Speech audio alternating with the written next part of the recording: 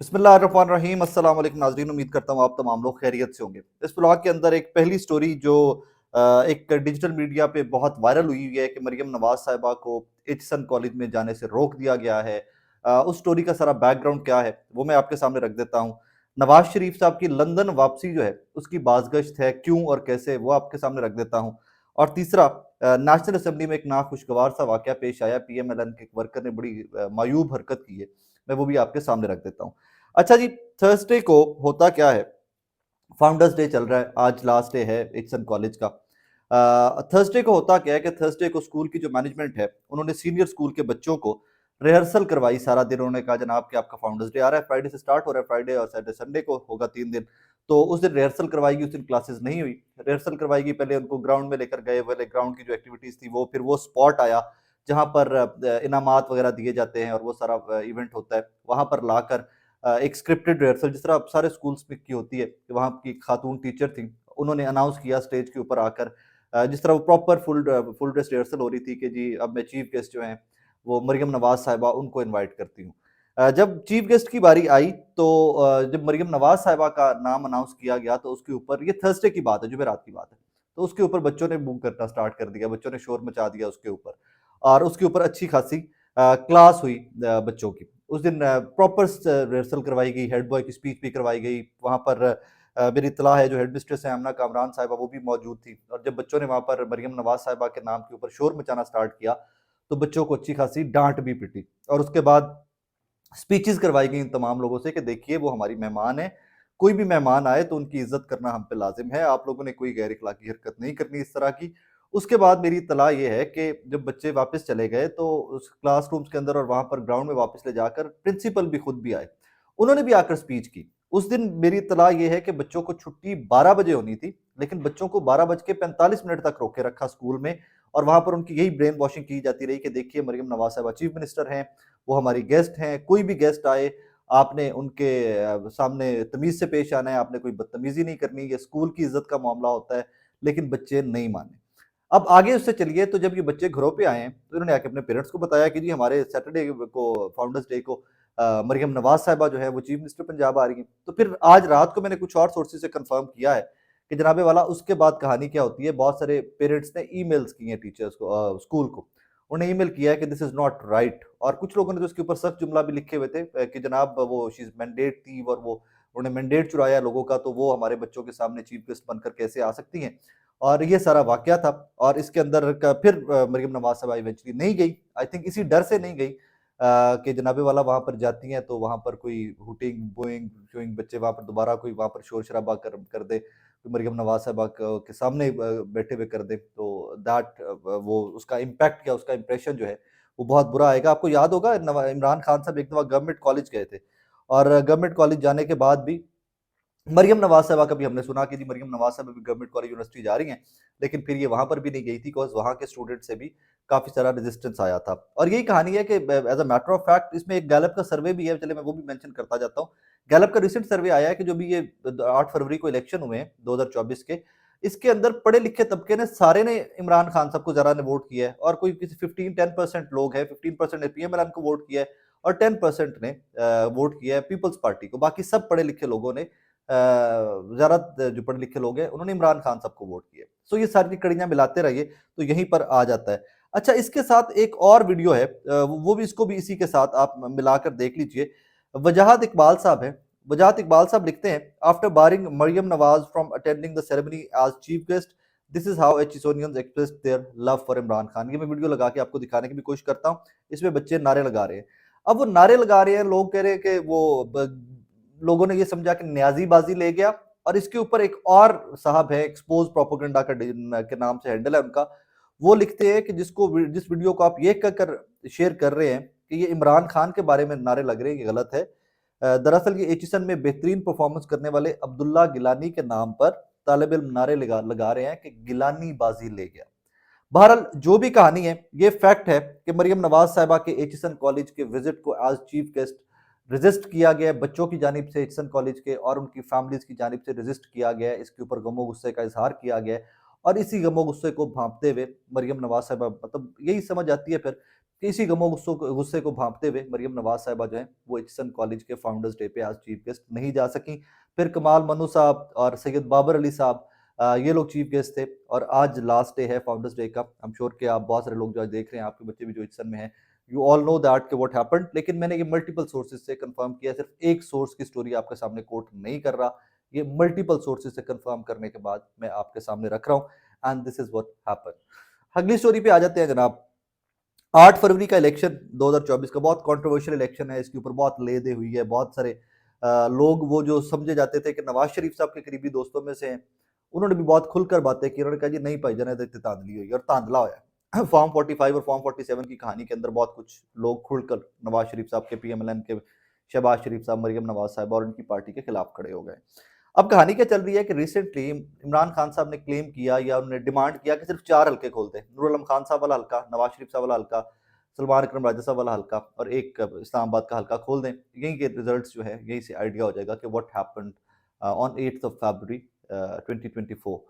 अब इसके ऊपर बहुत सारे मुख्तलिफ एंगल्स आ रहे हैं, लेकिन एक एंगल जो है, जो सबसे क्रूशियल या सबसे सिग्निफिकेंट एंगल है, वो मैं आपके सामने रख देता हूँ। वो एंगल है नजम सेठी साहब का। उसकी वजह क्या हो सकती है, उसके ऊपर भी आते हैं। नईम सेठी साहब कहते हैं कि जनाब उनकी इतलात या उनका तज्जिया इसके ऊपर ये है कि जनाब नवाज शरीफ साहब मद्दे मुकाबिल डॉक्टर यास्मीन राशिद साहिबा NA 130 लाहौर का हल्का, नवाज शरीफ साहब ये हल्का हार जाएंगे। अगर रिकाउंटिंग में ये हल्का खुल जाता है तो ये नवाज शरीफ साहब ये हल्का हार जाएंगे। आगे वो कहते हैं कि ओन चौधरी साहब मद्दे मुकाबिल सलमान अकरम राजा साहब भी ये हल्का हार जाएंगे। वो कहते हैं इस्लामाबाद की सीट भी पीटीआई वहां से उनका सुन्नी इत्तेहाद काउंसिल अब जीत जाएगी। एक सीट वो कहते हैं सिर्फ नूर आलम खान साहब जो है वो बच जाएंगे, उनकी सीट जो है वो नहीं हारी जाएगी। वो बाकी 3 सीटें जो 4 हल्के डिमांड किए हैं इमरान खान साहब ने, ये 4 में से 3 हल्के पीएमएलएन हार जाएगी और आईपीपी एक हल्के के ऊपर 2 के backed up by PMLN own Chaudhry साहब वो भी हार जाएंगे। इन हलकों के अंदर एक इंटरेस्टिंग फैक्टर है, वो आज से आप लोगों ने नोटिस करना है।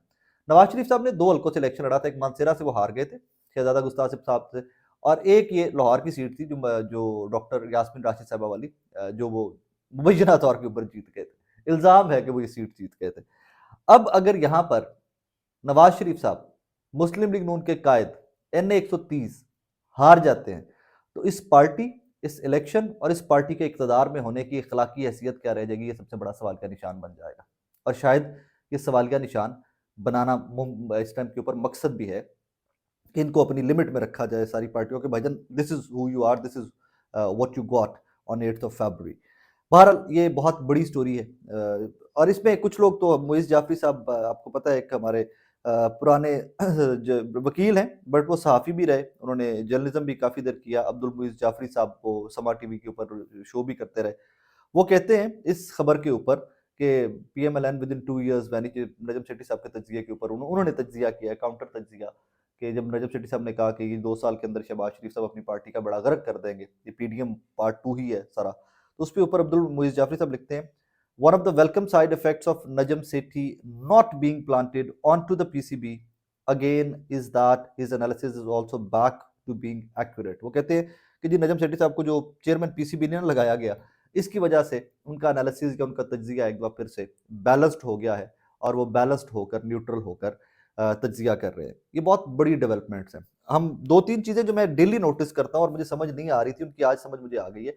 चलें, नवाज शरीफ साहब मानसेरा वाली सीट हारे, उसकी परेशानी समझ आती है कि यार कायद, इसके ऊपर एक वो बड़ा तल्ख सा जुमला बोला था नुसरत जावेद साहब ने। उन्होंने कहा था कि नवाज शरीफ साहब को लंदन से ऐसे लाया जा रहा है कि जैसे कोई मांगने वाले होते हैं ना, तो वो बुजुर्ग किसी को रेडी में डालकर यूं लेके फिर रहे होते हैं मांगने के लिए, बुजुर्ग को आगे आगे करते हैं। भिखारी जो मांगने वाले होते हैं, उस बुजुर्ग को दिखाकर वोट मांगते हैं। पीएमएलएन इस तरह नवाज शरीफ साहब को वापस ला रही है, और वो मांगने वाला उनको रेडी में डालकर वोट मांगते फिर रहे हैं।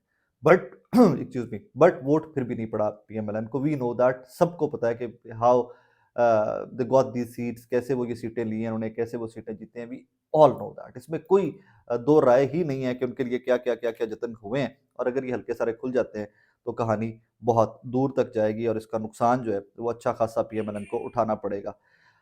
आगे चलिए तो एक और स्टोरी हमने देखा अक्सर कि जनाबे वाला, अक्सर हमने देखा हुआ है कि भाई लोग इल्ज़ाम लगाते हैं, पीएमएलएन पीपल्स पार्टी बड़ा खुल खुला के इल्ज़ाम लगाती है कि वो देखो जी पीटीआई के लोग बड़े बदतमीज़ हो गए हैं, ये बड़ी बदतमीज़ी करते हैं, ये करते हैं, वो करते हैं। और ये इल्ज़ाम जो है ये बड़ा खुल खुला कर लोगों के ऊपर लगाया जाता है। अच्छा, अब इमेजिन कीजिए कि आप एक साबिका वज़ीर-ए-आज़म जिसकी फ़ोटो नेशनल असेंबली के अंदर लगी हो और एक सियासी जमात का वर्कर उठे और उस जमात के आगे जाके जूते का यूँ करके इशारा करे, तो उसके ऊपर आप क्या कहिएगा? इखलाकियात उस सिया और फिर वो सियासी जमात का जो वर्कर है मिर्ज़ा समथिंग, उसकी फ़ोटो हर या उसकी वीडियो हर पीएमएलएन के अच्छे लीडर जो मतलब टियर 1, टियर 2 की लीडरशिप है, अज़मा बुखारी साहिबा हो जाएँ, मरियम औरंगज़ेब साहिबा हो जाएँ, इवन वो अता तारड़ साहब हो जाएँ, इन तमाम लोगों के साथ ऑब्वियसली मुलाकातें, कुछ की तो वीडियोज़ भी हैं।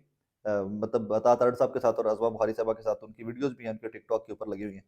ये मिर्ज़ा साहब हैं, मिर्ज़ा साहब जनाब दाढ़ी-शाड़ी वाले बंदे हैं, मिडल एज्ड मैन है और ये जाकर नेशनल असेंबली में शहबाज शरीफ साहब की फ़ोटो लगी है, साथ इमरान खान साहब की फ़ोटो लगी है और ये अपना जूता उतार कर बड़े फ़ख्रिया इमरान खान की फ़ोटो के ऊपर मार रहे हैं और इसके ऊपर मुकम्मल खामोशी है। इसके ऊपर किसी बंदे ने कोई शोर नहीं मचाया पीएमएलएन की जानिब से कि ये गैर अखलाकी हरकत है, नहीं करना चाहिए था।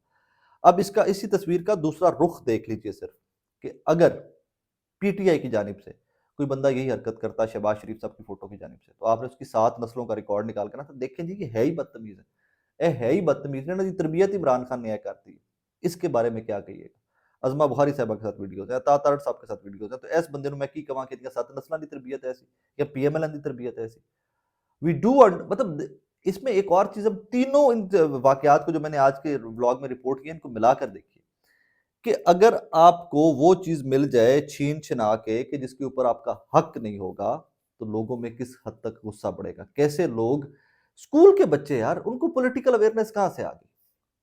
मतलब इमेजिन कीजिए ना कि वो आपको बर्दाश्त नहीं करते कि उनको लगता है कि जी मरियम नवाज़ साहिबा मैंडेट चोर है, तो ये हमारे स्कूल में she is not welcomed. Najam Sethi साहब नवाज़ शरीफ साहब के बारे में कह रहे हैं कि वो अपनी सीट हार जाएँगे, मतलब कि उनको मैंडेट चोरी करके दिया गया। वो सीट नहीं जीते, उनको जितवाई गई है।